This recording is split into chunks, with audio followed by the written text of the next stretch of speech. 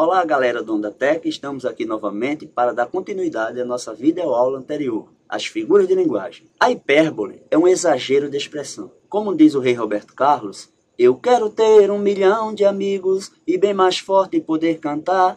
Ninguém pode ter 1 milhão de amigos, nem no Facebook. Temos também outro exemplo, eu chorei um rio de lágrimas. Como você pode chorar um rio de lágrimas? Então vá para o sertão que vai acabar com a seca. A segunda das figuras de linguagem, nós temos a elipse. Elipse é a omissão de uma palavra que se identifica de forma fácil. A elipse pode se caracterizar pelo sujeito oculto. Quando eu digo, fomos ao cinema, mas não gostamos do filme, pela desinência verbal fomos, você descobre que o sujeito oculto é nós. Então, neste caso, nós temos a elipse do pronome nós. Outro exemplo de elipse, que deixa de ser elipse para se chamar de zeugma, é quando você tem a omissão de um termo já mencionado. Exemplo, eu adoro língua portuguesa, porém, meu aluno, matemática. Houve a omissão do verbo adorar antes da palavra matemática. Aí nós temos um exemplo de zeugma. Vamos adiante. Silepse. Silepse, pelo nome, já dá uma certa dificuldade. Mas as dicas que eu vou dar aqui são bem claras e você tem a oportunidade de aprender a silepse de uma forma bem descontraída.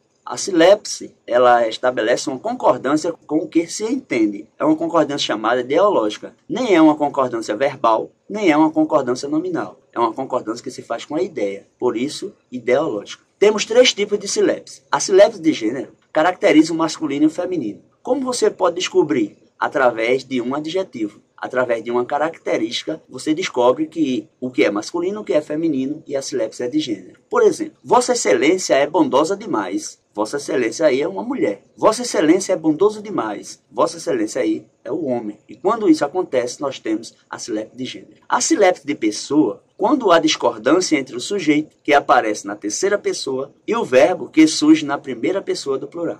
Essa história aí é bem interessante. O grupo Traje a Rigor gravou uma música. Aí o povo, como se coloca um erro na música? Não é erro, é apenas uma figura de linguagem que se caracteriza com usar o sujeito no singular e o verbo no plural. Vamos à música. A gente não sabemos tomar conta da gente. A gente não sabemos votar para presidente. Inútil. A gente somos inútil. A gente somos inútil. Aparentemente tá feio. Mas isso aí é uma figura de linguagem chamada de silepse. Silepse de pessoa. Ok? Vamos à última das silepses, que é a silepse de número. Quando há discordância entre o singular e o plural. A dica interessante aí é, toda vez o sujeito vai representar um grupo de pessoas ou alguma coisa no plural. O público, a população, o povo e o verbo vai estar no plural. Exemplo, o público chegou e começaram a festejar. Ora, a concordância normal seria o público chegou e começou a festejar. Quando a concordância do verbo começar, aqui começaram, ela foi para o plural e o sujeito no singular, aí nós temos a silepse de número. Ok, pessoal? Vamos a mais uma figura de linguagem. Hipérbato ou inversão. É a alteração da ordem direta dos termos na oração ou das orações. O hino nacional é um exemplo de hipérbato. Ouviram do Ipiranga as margens plácidas de um povo heróico brado retumbante. Vamos transformar isso numa ordem direta em português, que é sujeito, verbo, complemento e adjunto. Aí você teria que cantar o hino nacional assim. As margens plácidas do Ipiranga ouviram o brado retumbante de um povo heróico. Ah, tá ficando feio. Por quê? Porque as figuras de linguagem, elas são usadas no texto literário para deixá-los mais bonitos, né? Como vimos no vídeo anterior. Vamos para o paradoxo. Paradoxo, muita gente confunde com a antítese. Mas eu vou deixar bem claro nesse vídeo que o paradoxo e as antíteses são coisas diferentes e bem fáceis de identificar. Nós temos aqui o paradoxo. Corresponde às ideias contrárias, ideias e não palavras. Nós temos Camões e o seu poema Amor é Fogo, que vai transformar isso aí bem fácil para você entender. Então vamos lá. Amor é fogo que arde sem se ver, é ferida que dói e não se sente, é um contentamento descontente, é dor que desatina sem doer. Ora, é ferida que dói e não se sente? Ora, se é uma ferida e se dói, a gente deve sentir. Então, nesse caso aí, nós temos esse paradoxo. A ferida que dói e não se sente, um exemplo prático mesmo do paradoxo. Prosopopeia ou personificação. Tome cuidado. Lá no IFPE, eles podem colocar assinala a alternativa, que corresponde a uma personificação ou a uma prosopopeia. Característica humana a seres inanimados. Como diz Joelma, lá da banda Calypso, a música do compositor Beto Caju e Jairton Neves, A lua me traiu. A lua me traiu. Como é que a lua pode trair uma pessoa? Quem trai são as pessoas. Nesse caso, nós temos uma figura de linguagem chamada de prosopopeia. Outro exemplo, a floresta chora com desmatamento. A floresta chora, então aí nós temos uma característica de seres humanos a seres inanimados, caracterizando a prosopopeia. Vamos adiante. A sétima figura de linguagem, nós temos a símile ou comparação. Afasta-se da metáfora por ser atribuído um recurso comparativo, como tal, tal qual, tal, tanto quanto. Se tem um elemento comparativo, aí passa a ser símile e também comparação. Cuidado no IRPE, assinala a alternativa que tem uma símile ou que tem uma comparação, que é a mesma coisa. Quando eu digo no exemplo, você é como uma flor suave e cheirosa, eita frase gostosa, né?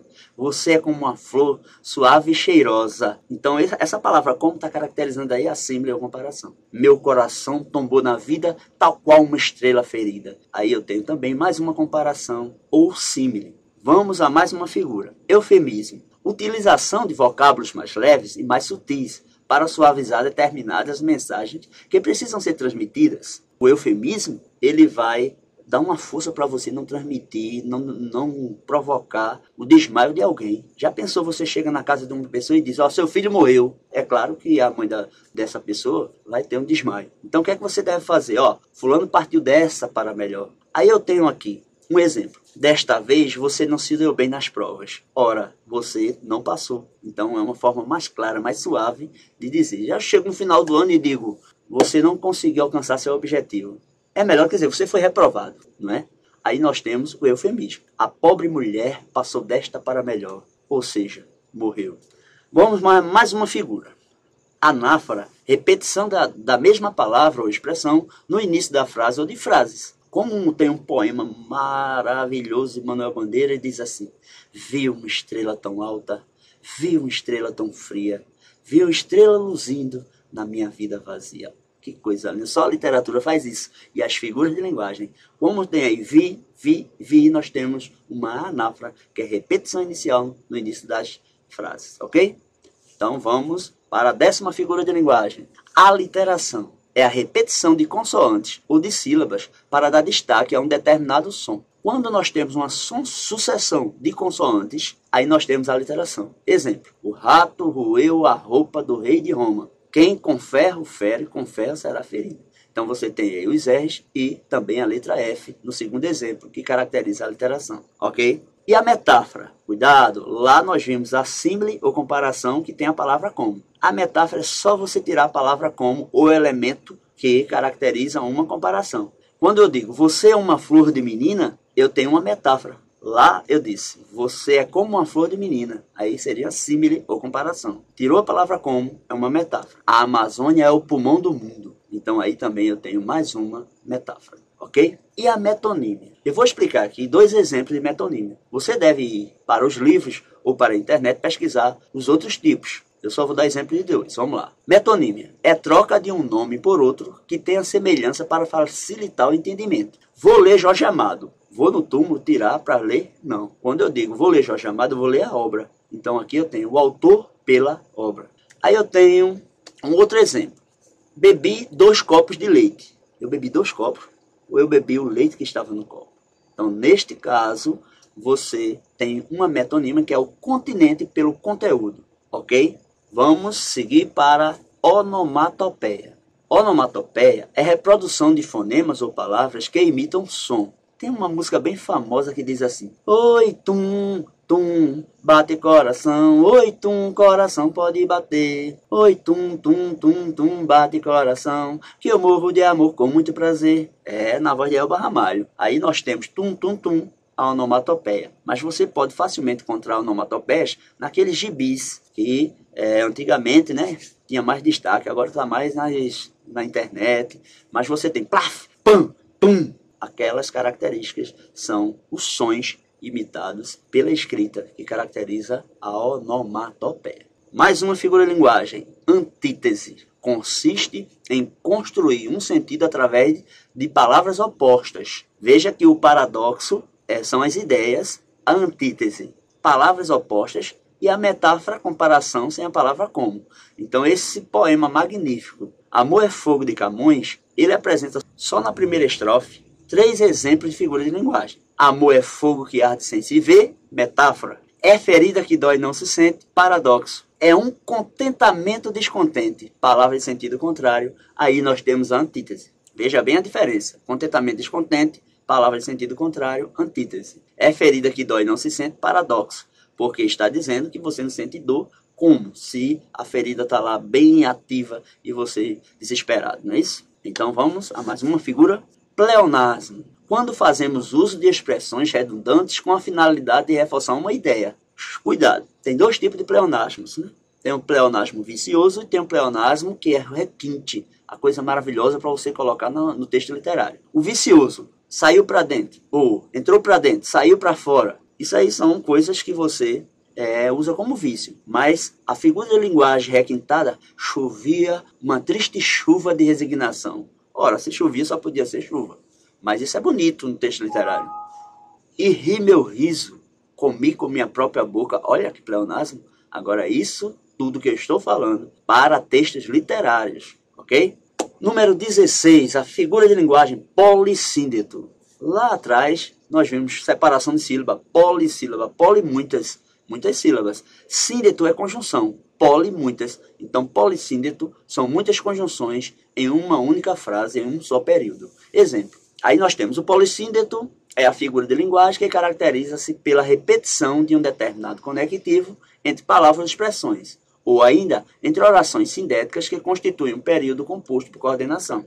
Exemplo, e planta, e colhe, e mata, e vive, e morre. Clarice Lispector, olha o i aí. Essa repetição do i chama-se polissíndeto. Falta-lhe o solo aos pés. Recua e corre, vacila e grita, luta e ensanguenta, e rola, e tomba, se espedaça e morre. Olavo Bilac. Aí esse i aí, essa sucessão de conjunções, é o que caracteriza o polissíndeto. E vamos a mais uma figura. A última das figuras de linguagem é a sinestesia. É uma manifestação associada à interação entre esferas distintas de sentidos convencionais. Ela pode se expressar no plano auditivo, olfativo, visual ou tátil, bem como no campo do paladar. Ou seja, representou os órgãos dos sentidos. Em palavras, nós temos a sinestesia. O brilho suave da seda. Então, suave é o visual e aí a seda é o tato, né? O doce rosa do seu vestido. O doce está associado ao paladar e o seu vestido à visão. Então aí nós temos características dos órgãos dos sentidos nas frases. Então isso nós temos uma sinestesia. Agora eu tenho que esclarecer uma coisa. Aqui tem apenas algumas figuras de linguagem. Existem outras, como a perífrase, a catacrese. Por exemplo, a perífrase é quando você descobre uma coisa pela característica dela. Nós temos a rainha dos baixinhos, Xuxa. Nós temos o rei de futebol, Pelé. A catacrese, quando você vai atribuir uma palavra, não existe uma palavra para aquilo. O que é que eu vou fazer? Você vai usar a catacrese. Dente de alho, pé da mesa, pé da barriga. Então tudo isso são catacreses. Por quê? Porque não existe um nome para aquilo e a gente acaba colocando. Eu espero que todos tenham gostado. Um grande abraço e espero vocês para uma próxima videoaula, se Deus quiser.